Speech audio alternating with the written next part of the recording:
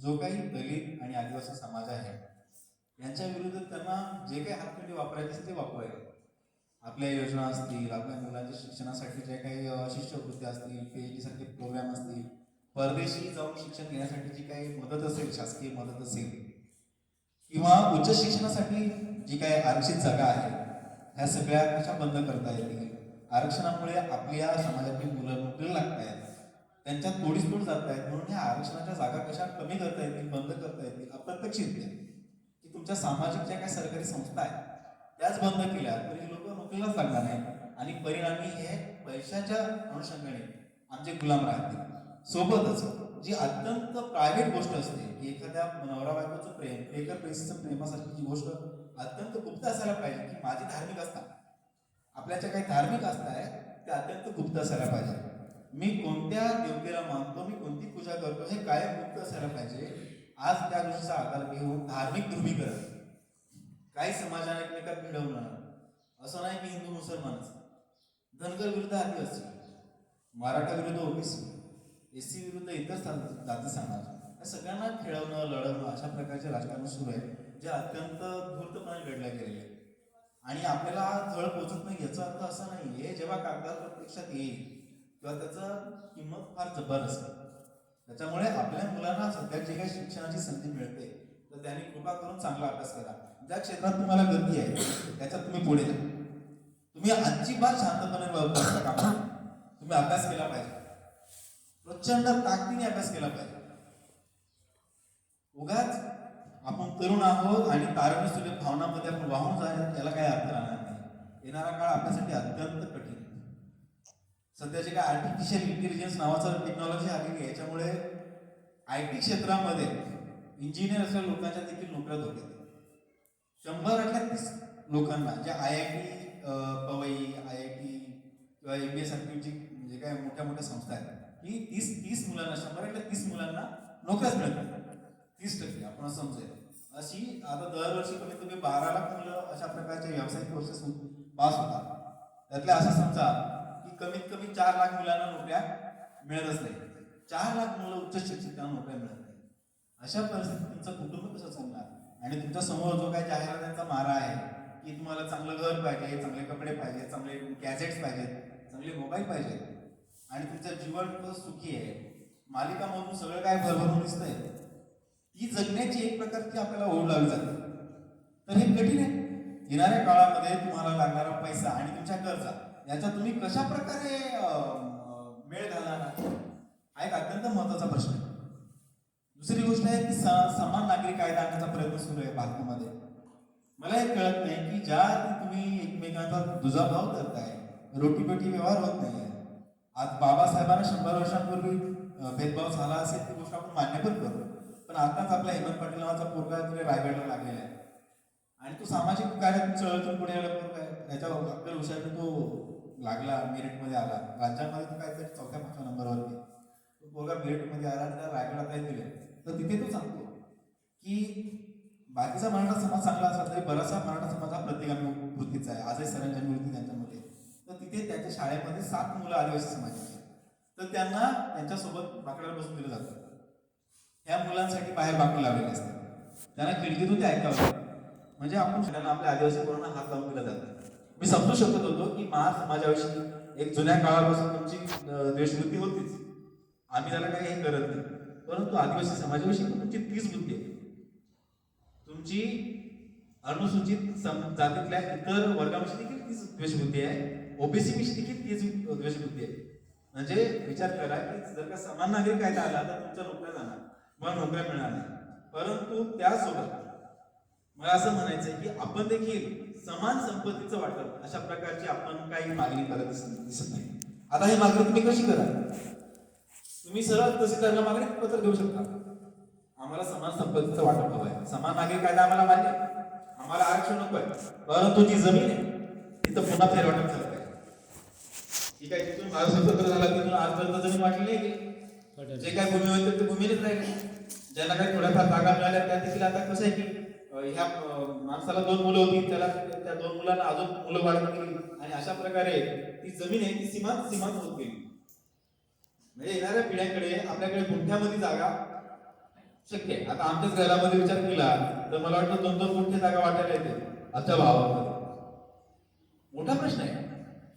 आपल्या माझ्याकडे एक आकडेवारी आहे की 18% लोकांकडे, भारतातल्या 18% लोकांकडे 1 एकरपेक्षा कमी क्षेत्र आहे आणि फक्त 10% लोकांकडे ही तुमची जी काय 70% जमीन आहे ती विभागली गेली. बाकीची रेल्वेच्या ताब्यात आहे, रेव्हेन्यूच्या ताब्यात आहे, फॉरेस्टच्या ताब्यात आहे. परंतु 70% जमीन हा फक्त 10% वर्ग गळाटून बसलेला आहे. विचार करा, तुमच्याकडे चांगली शेती नाही. आज आपल्याकडे मी आताच उदाहरण दिलं बोलण्यामध्ये पण की सुंदर नारायण नावाच्या ब्राह्मणाने स्वतःच्या नावावर 1,000 एकर जागा करून घेतली. नंतर त्याला असं टेन्शन आलं की हे सगळे आदिवासी लोक आहेत आणि कुळ कायद्यामध्ये ही जमीन आजमावतात आहे. त्या हुशार माणसानं मंत्री बांधलं, धार्मिक आस्थेचं प्रतीक म्हणून गणपती बसवला. ते गणपतीशी आपलं काहीच वापरत नाही, उलट आपल्याला आहे. परंतु त्याचा फायदा अशा प्रकारे घेतला गेला, देवस्थान ट्रस्ट निर्माण केलं गेलं, ट्रस्टच्या नावावर 1,000 एकर जमीन ट्रान्सफर केली गेली. आता ती जमीन तुम्ही मागू शकत नाही. 1,000 कुटुंबाला एक एक एकर जरी जागा मिळाली तरी ही लोक तिथे काहीतरी करू शकत होते, पण तसं नाही झालं. आज त्याची जी काही माणसं आहेत त्या सुंदर नारायणची जी काही नातं असतील त्यानंतर ते जंगल कॅम्प आहे पुण्याच्या वरती बघा तुम्हाला ते ॲग्रो इको टुरिझम दिसेल. म्हणजे लोक आहेत ना आता ते हुशारीने काम करतात. दुसरी गोष्ट आहे आपल्या समाजामध्ये की आपल्या समाजामध्ये काय आहे की गरीब आहेत अधिक गरीब होत चालले. जे श्रीमंत आहेत नोकरदार वर्ग आहेत त्यांनी त्यांच्या लेकरामुळांना चांगलं शिक्षण दिलं आणि आरक्षणाचा फायदा त्यांनी करून घेतला. मराठ्यामध्ये पण हे झालं. मराठ्यामध्ये जे श्रीमंत लोक होती त्यांनी त्यांच्या लेकरांना चांगलं शिक्षण दिलं आणि जे ओपन कॅटेगरी मध्ये आरक्षण आहे ते त्यांनी घेतलं. परंतु जे गरीब मराठी होते त्यांना असं वाटलं की आमच्या जागा आहेत ते काही एसटी लोक घेते. त्यांची अशा प्रकारची त्यांची बुद्धी फिरून दिली गेली. त्यांना हे नाही दिसत जे काही 52% आरक्षण ओपन मधून आहे ते त्यांचं आहे, कारण त्याच्यामुळे आपल्याला लागली त्याची गॅरंटी नाही आहे. 5-5, 10-10 वर्ष लोकांनी इकडे अकॅडमीमध्ये दिलेले आहेत, त्यांची मुलं लागलेली आहेत. आपण अत्यंत खात्रीदार झाला आपल्या मुलांनी अधिकारी व्हा. माझं म्हणणं आहे की अधिकारी व्हा. मी आता माझ्या नशिबाने किंवा मला माझ्या पत्नीने, भावाने आणि माझ्या बहिणीने जे काय सहकार्य केलं, माझ्या मित्राने जे काय सहकार्य केलं त्यातून मी कुठेतरी लागलो आणि मला बघायला मिळालं की जेव्हा तुम्ही अधिकारी होता तेव्हा तुमच्या नाश्त्यामध्ये कमीत कमी 8 पदार्थ असतात. तुम्हाला चहा प्यायचा असेल तर चहासाठी कमीत कमी 7-8 ऑप्शन. तुमच्या जेवणामध्ये 15 प्रकारचे आयटम असतात. तुमच्या मागे पुढे तुमचा शब्द झेललेला आहे, एक शब्दही असतो. चेष्टा नाही, हे संविधानाने दिले तुम्हाला, हे दान संविधानाने दिले की आज तुम्ही तुळीतून उठून देखील साहेब होऊ शकता. असं यापूर्वी नव्हतं. जसं पाहिलं तर आपण बाबासाहेबांच्या आजन्म ऋणी राहायला पाहिजे की त्यांनी अशा प्रकारची व्यवस्था आणली. आपण इंग्रजांना दोष देतो तरी देखील इंग्रजांचे हे उपकार आहेत आपल्याला की त्यांनी ह्या प्रकारची स्पर्धा परीक्षा भारतात आणली. ज्या काळामध्ये आपल्याकडे संतांचा आणि इतर बाबागिरीचं देव ठेवलेलं होतं 12व्या शतकात ज्ञानेश्वरांच्या काळात, त्या काळामध्ये चीनमध्ये स्पर्धा परीक्षा होत होत्या त्या काळामध्ये.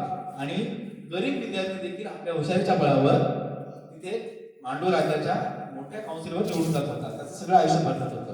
म्हणजे त्यांच्यामध्ये वर्ग होता, जात नव्हती. गरीब श्रीमंत व्यक्ती होते परंतु जात नव्हती.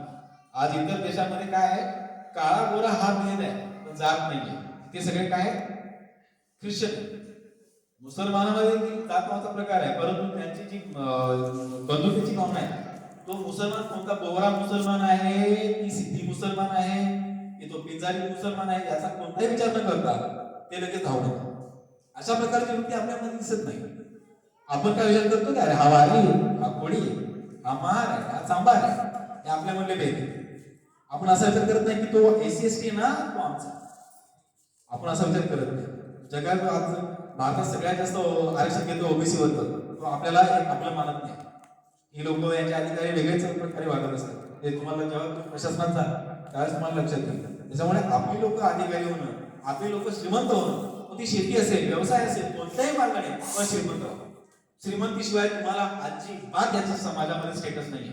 आणि जगण्याचा खरा आनंद आहे ना श्रीमंतीमध्ये आहे. तुम्हाला असं सांगितलं गेलं असेल की राहावे काय ठेवली आहे तशाची राहावे आणि जिती असतो त्यावेळी समाधान. तर हे फक्त तुम्हाला शोधतं की ज्यांनी ह्या संसाराचा त्याग केलाय, जे साधू वृत्तीचे झालेले आहेत त्यांच्यासाठी ठीक आहे. परंतु जिथे मुलाबाळाचा विषय येतो तिथे अशा प्रकारची वृत्ती फार मारक आहे. म्हणजे माझा स्वतःचा अनुभव सांगतो की मी ह्या वृत्तीचा माणूस होतो. परंतु आयुष्याच्या एका टप्प्यावर जाणवलं की नाही, आपल्या पत्नीसाठी, आपल्या मुलाबाळासाठी देखील आपल्याला पैसा कमवणं हे काहीतरी चांगल्या हुद्द्यावर जाणं फार महत्वाचं. हे मला माझ्या 35 वर्ष आलेली आठवलं. तुमच्यावर धार्मिक ग्रंथांचं, तुमच्यावर धार्मिक शिकवणीचा एवढा काही वेगळा पगडा आहे. ऍक्च्युअली जे संतांनी शिकवलं ते फार वेगळ्या प्रकारे शिकवलं, आणि जे तुम्हाला स्पष्टीकरण दाखवलं जात आहे ते अत्यंत चुकीच्या प्रकारचं आहे. आपल्या पुढे अत्यंत मोठे प्रश्न आहेत. तुम्ही महिलांनी तुमचा बचत चांगला चालवा, कर्ज घ्या. आज रायतळ्यामध्ये कातकरी समाजाच्या महिलांनी काय केलं, शिकले